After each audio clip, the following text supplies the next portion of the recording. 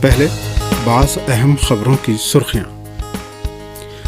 بانیہ انقلاب اسلامی کی برسی پر انجام پانے والا رہبر انقلاب اسلامی کا اہم خطاب عالمی ذرائع ابلاغ کی توجہ کا مرکز بنا ہے۔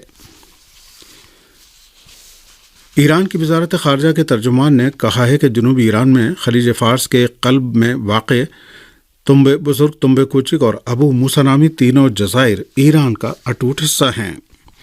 بنگلہ دیش میں آتش زدگی کے سانحے میں 40 افراد ہلاک ہو گئے ہیں۔ پاکستان کے وزیر اعظم شہباز شریف نے ملک کی معاشی بدحالی کا اعتراف کرتے ہوئے گرینڈ ڈائیلاگ کی ضرورت پر زور دیا ہے۔ اور یمن میں جارحِ سعودی اتحاد کی جارحیتوں کا سلسلہ جاری ہے۔ اہم خبروں کی سرخیوں کے بعد اب خبروں کی تفصیل۔ ایران کی وزارت خارجہ کے ترجمان نے کہا ہے کہ جنوبی ایران میں خلیج فارس کے قلب میں واقع تنبے بزرگ، تنبے کوچک اور ابو موسیٰ نامی تینوں جزائر ایران کا اٹوٹ حصہ ہیں۔ ایران کے دفتر خارجہ کے ترجمان سعید خطیب زادہ نے اپنے ایک ٹویٹ میں کہا ہے کہ جنوبی ایران میں خلیج فارس کے قلب میں واقع تنبے بزرگ، تنبے کوچک اور ابو موسیٰ نامی تینوں جزائر ایرانی ہیں اور ایران کی ذرہ برابر زمین سے ہرگز کبھی بھی چشم پوشی نہیں کی جا سکتی۔ انہوں نے کہا کہ خلیج فارس کے قلب میں واقع مذکورہ تینوں جزائر ایران کا اٹوٹ حصہ اور وطن کے چشم و چراغ ہیں۔ بنگلہ دیش میں آتش زدگی کے سانحے میں 40 افراد ہلاک ہو گئے ہیں۔ مقامی حکام نے بتایا ہے کہ آتش زدگی کا یہ واقعہ ملک کی اہم بندرگاہ چٹگانگ کے ایک نواحی شہر میں واقع ایک کنٹینر ڈپو میں پیش آیا۔ تازہ ترین اطلاعات میں بتایا گیا ہے کہ آتش زدگی کے اس واقعے میں کم سے کم 40 افراد ہلاک ہوئے ہیں جبکہ 450 کے قریب زخمی بتائے جاتے ہیں۔ متعدد افراد 60 سے 90% تک جھلسے ہوئے ہیں، جس کے پیش نظر مرنے والوں کی تعداد میں مزید اضافے کا خدشہ بھی ظاہر کیا جا رہا ہے۔ پاکستان کے وزیر اعظم شہباز شریف نے ملک کی معاشی بدحالی کا اعتراف کرتے ہوئے گرینڈ ڈائیلاگ کی ضرورت پر زور دیا ہے۔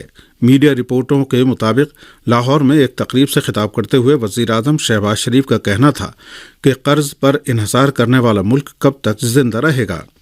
انہوں نے پیٹرولیم ایندھن کی قیمتوں میں اضافے کا دفاع کرتے ہوئے کہا کہ ہمیں دل پر پتھر رکھ کر قیمتیں بڑھانی پڑی ہیں۔ پاکستان کے وزیر اعظم نے کہا کہ ملک کو آگے بڑھانے کے لیے گرینڈ ڈائیلاگ کی ضرورت ہے جس میں ملک کی ترقی سے منسلک تمام شعبوں پر بات کی جائے۔ انہوں نے کہا کہ اگر ہم اس ملک کو ترقی دینا چاہتے ہیں تو ہمیں تمام اسٹیک ہولڈروں سے بات چیت کرنی ہوگی اور بڑے پیمانے پر مذاکرات کرنے ہوں گے۔ افغانستان کی طالبان انتظامیہ نے اپنے ملک میں مذہبی پابندیوں سے متعلق امریکی وزارت خارجہ کی رپورٹ کو مسترد کر دیا ہے۔ شفقنہ نیوز ایجنسی کی رپورٹ کے مطابق افغانستان کی طالبان انتظامیہ کے ترجمان ذبیح اللہ مجاہد نے امریکی وزارت خارجہ کی رپورٹ پر رد عمل ظاہر کرتے ہوئے امریکہ کی اس رپورٹ کو نادرست اطلاعات کا نتیجہ قرار دیا ہے۔ ترجمان نے کہا کہ افغانستان میں تمام مذہبی اقلیتوں کو تمام شہری حقوق حاصل ہیں اور شیعہ مسلمانوں اور ہندو اور سکھوں سمیت سب کو مذہبی آزادی حاصل ہے۔ امریکی وزارت خارجہ نے ہفتے کے روز ایک رپورٹ میں دعویٰ کیا ہے کہ افغانستان میں طالبان کا اقتدار آنے کے بعد اس ملک میں مذہبی آزادی کم ہوتی چلی گئی ہے۔ واضح رہے کہ افغانستان میں طالبان نے 15 اگست 2021 کو اقتدار میں آنے کے بعد عبوری انتظامیہ کی تشکیل کا اعلان کیا، جبکہ امریکہ کو اس ملک سے بہت ہی ذلت کے ساتھ باہر نکلنا پڑا۔ یمن میں جارحِ سعودی اتحاد کی جارحیتوں کا سلسلہ جاری ہے اور اس دوران سعودی اتحاد کے ہاتھوں اب تک 3000 سے زیادہ یمنی بچوں کا قتل عام ہو چکا ہے۔ سعودی اتحاد کے جاسوس اور ڈرون طیاروں نے یمن کے مختلف صوبوں من جملہ مآرب، حجہ، جوف، سعدہ، تعیز، بیضہ اور زالے کی فضا میں پروازیں کرتے ہوئے جارحیت کا مظاہرہ کیا اور جنگ بندی کی خلاف ورزی کی۔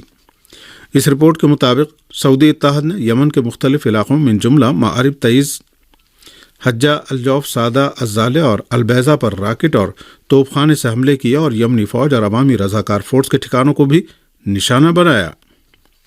یمن کے مختلف صوبوں پر سعودی اتحاد کی جارحیت جاری ہے اور اس اتحاد کی جانب سے جنگ بندی کی پابندی نہیں کی جا رہی ہے۔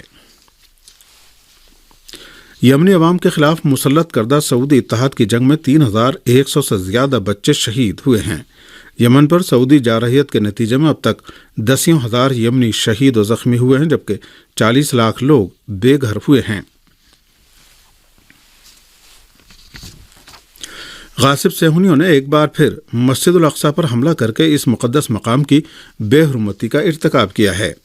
میڈیا رپورٹوں کے مطابق غاصب صہیونیوں نے مسجد الاقصی میں گھس کر آج اشتعال انگیز حرکات انجام دیں اور مصلی قبلہ کے گرد زنجیر باندھ کر اسے فلسطینی نمازیوں کے لیے بند کر دیا۔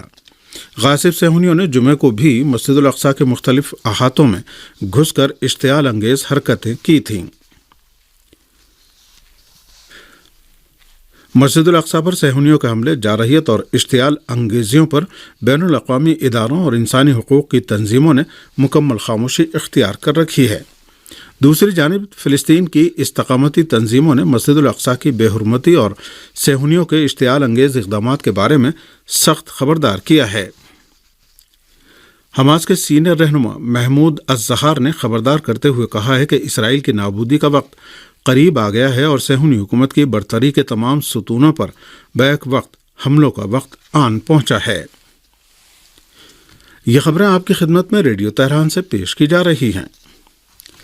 روسی وزیر خارجہ نے کہا ہے کہ ان کے ملک پر پابندیوں کے نتائج یورپی ملکوں کے عوام کو بھگتنے پڑیں گے۔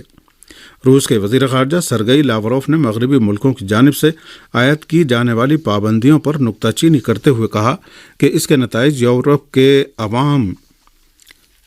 یورپ کے عام لوگوں پر پڑیں گے۔ انہوں نے کہا کہ روس پر پابندیوں کے نتیجے میں یورپ میں افراط زر میں اضافہ ہوگا، مہنگائی بڑھے گی اور لوگوں کا معیار زندگی ہر طرح سے متاثر ہوگا۔ سرگئی لاوروف نے کہا کہ مغربی ممالک روس پر پابندیوں کے ساتھ ساتھ اپنے خزانے سے اربوں ڈالر کی رقم یوکرین کو ہتھیاروں کی فراہمی پر خرچ کر رہے ہیں۔ جاپان کے وزیر دفاع نے شمالی کوریا کے میزائل تجربے پر رد عمل کا اظہار کرتے ہوئے شمالی کوریا کے اس اقدام کو ناقابل برداشت قرار دیا ہے۔ اقوام متحدہ میں جاپانی مندوب کم سونگ نے بھی کچھ عرصہ پہلے اعلان کیا تھا کہ جاپان کو اپنی دفاعی توانائی کی تقویت اور ہتھیاروں کا تجربہ کرنے کا حق حاصل ہے۔ دوسری جانب جاپان کے NHTV نے اس ملک کے وزیر دفاع کے حوالے سے کہا ہے کہ شمالی کوریا نے جاپان کے سمندر کی طرف 8 میزائل فائر کیے ہیں اور یہ جاپان کے لیے ناقابل برداشت ہے۔ ترکی میں جاری ایتھلیٹ مقابلوں میں شریک ایرانی ٹیم نے سونے کے 2 تمغے حاصل کیے ہیں۔